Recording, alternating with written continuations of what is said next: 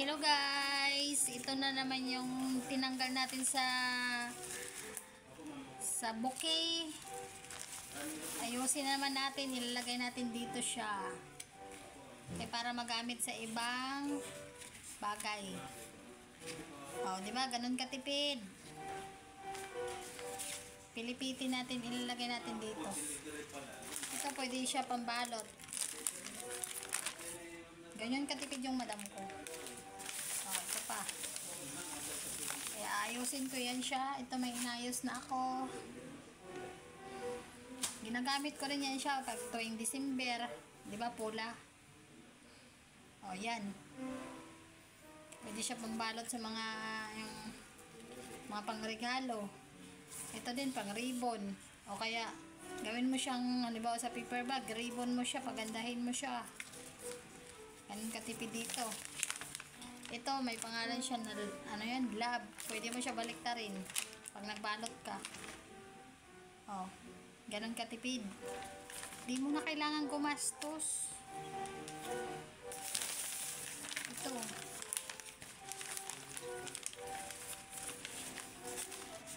Di mo kailangan gumastos ng pera. Kung meron ka man lang dito mga ganyan-ganyan, pwede mo na ipunin. May pangbalot ka na. Pag oras ng may regaluhan ka. No. Ito, ilalagay ko siya dito para hindi siya maging magusot. Hindi naman, kahit nakapilipit siya, hindi siya nagugusot, guys. Oh. Kasi sayang pa ito kung itatapon mo. Diyos ko, ang mahal-mahal nito. Kaya, minsan matututo ka rin dito sa aking madam.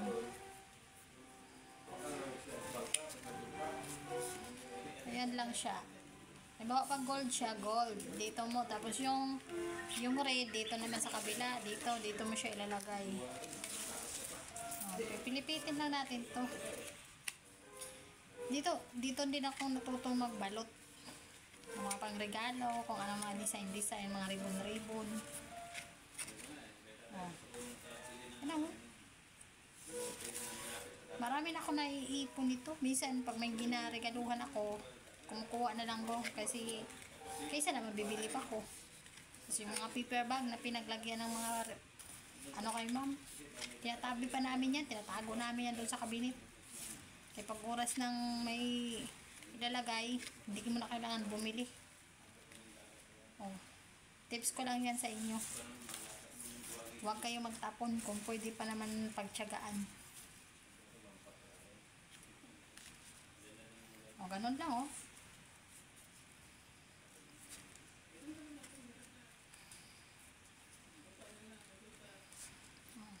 Gaganon mo lang siya, oh. Hindi mo kailangan magpa-social. Diyos ko, ganda naman ito, oh. Isang gamitan lang naman to, eh. Pwede pa naman, di naman halata kasi, oh. Guys, ang haba.